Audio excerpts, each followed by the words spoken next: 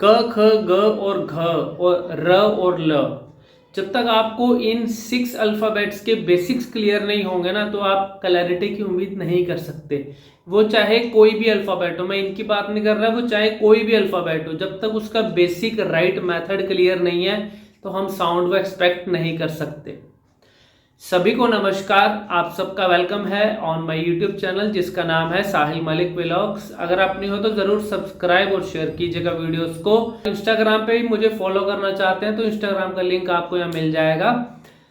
तो र और ल के ऊपर अगर मैं दोबारा से करूं बात, इसका बेसिक मेथड क्या है, तो देखो आज का सेशन रहेगा हमारा बेसिक्स के ऊपर। सिर्फ बेसिक एक बार और आपको अच्छे से एक्सप्लेन किया जाए। र का बेसिक क्या होता है, जीभ ऊपर जाती है, ऊपर किस जगह जाती है ये भी कंफ्यूजन है। दांतों के पीछे ऊपर जोर से नहीं लगानी, ऐसे कि एकदम हार्ड एकदम लगा देते हैं, ऐसा नहीं करना। कोई भी काम कर रहे हो रिलैक्स होके नॉर्मल वे में करोगे, रिजल्ट भी आपको उतने एकदम नॉर्मल होके मिलेगा। अगर मैं अब नॉर्मल होके अगर मैं उसके लिए मेहनत कर रहा हूँ, जीभ को जोर लगा के ऊपर लगा दिया, फिर बोलने की कोशिश करूंगा और यूं सोचूं मैं र बोल पाऊं, नहीं होगा। बिल्कुल आराम से ऊपर लगी जीभ, र, ड्रे, ड्रो, हल्का सा बेंड होगा, हाफ बेंड नहीं होना चाहिए, हल्का सा बेंड होगा, वो र की साउंड जरूर देगा। ड्र, ड्रे, ड्रो, ड्रे, कोई भी साउंड बोलो, रामायण, रेवड़ी, रुमाल, रेशमी। अब ऐसे ल में, ल ल में देखो, ल में ऊपर से हाफ बेंड तक हो रही है और हाफ बेंड तक हो रही है तो वो ल बनेगा। अगर आपका र में भी हाफ बेंड हो रहा है तो वो ल मिक्स हो रहा होगा जरूर।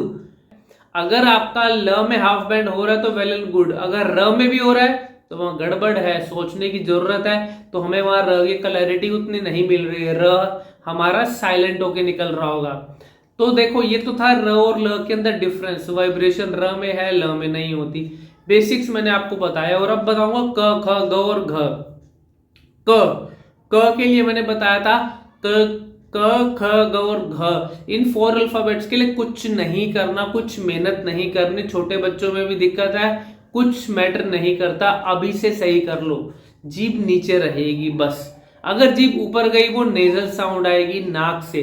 फॉर एग्जाम्पल क ख, ये क्या आई नाक से आवाज, और अब क ख घ, वो आप देखिए मेरी जीभ का है बिल्कुल नीचे, क ख घ, क ख ग घ। अब देखो साउंड अलग अलग है, फर्क क्या है, एफर्ट लगाने का।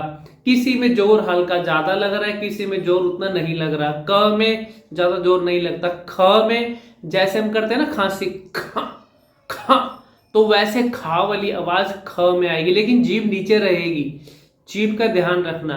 उसके बाद है ग, ग में ज्यादा एफर्ट नहीं लगेगा। उसके बाद है घ, घ में भी हल्का सा जोर लगेगा, घास घास, ठीक है ना।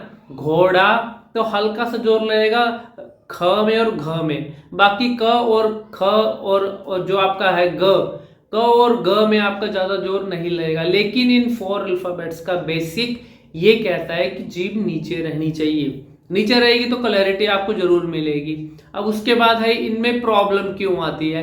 प्रॉब्लम इसलिए आती है क्योंकि हम जब वर्कआउट कर रहे होते हैं हम सोचते हैं इंडिविजुअल साउंड तो मैं जीभ का ध्यान रख रहा हूं, मैं अगर र में प्रॉब्लम है तो सेपरेट करके मैं बोल रहा हूं। लेकिन जब मैं जर्नल स्पीकिंग में जा रहा हूं, जब मैं किसी के साथ बात कर रहा हूं, तब मैं इस चीज का ध्यान नहीं रखना कि मेरी जीभ कहाँ है। आप लोगों के साथ ऐसे नहीं बोल सकते, मुझे एक रेवड़ी देना, मुझे रामायण पढ़नी है, ऐसे नहीं बोल सकते। वो ऑकवर्ड होता है, एबनॉर्मल होता है। जब जर्नल स्पीकिंग की बात आती है तब पोजीशन का ध्यान नहीं रखना, पोजीशन अपने आप आएगी। सिर्फ एक चीज का ध्यान रखना है, आपका स्पीड का लेवल क्या चल रहा है। देखो आपको एग्जांपल देता हूं, मैं रामायण रोज पढ़ता हूं, मुझे बहुत अच्छी लगती है, अब मैं रेवड़ी खाऊंगा। ये तो था नॉर्मल स्पीड, मैं रामायण रोज पढ़ता हूं, मैं रेवड़ी खाऊंगा और मुझे अच्छी लगती है। अब देखो मैंने ये वही बात बोली, लेकिन स्पीड ज्यादा होने की वजह से वो क्लैरिटी नीचे आ गई, स्पीड बढ़ गई। अगर इसका उल्टा कर दूं, स्पीड नॉर्मल रखूं, तो क्लैरिटी अपने आप ऊपर आएगी। आपको मेरी बात समझ में आई जब स्पीड नॉर्मल थी, मेरी बात तब समझ में नहीं आई जब मेरा स्पीड का लेवल ज्यादा हो गया।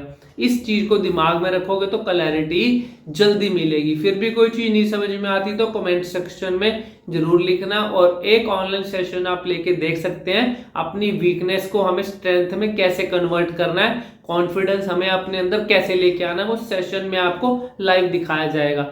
फॉर मोर इन्फॉर्मेशन वीडियो के कमेंट सेक्शन में जरूर लिखिएगा। Thank you very much, God bless you.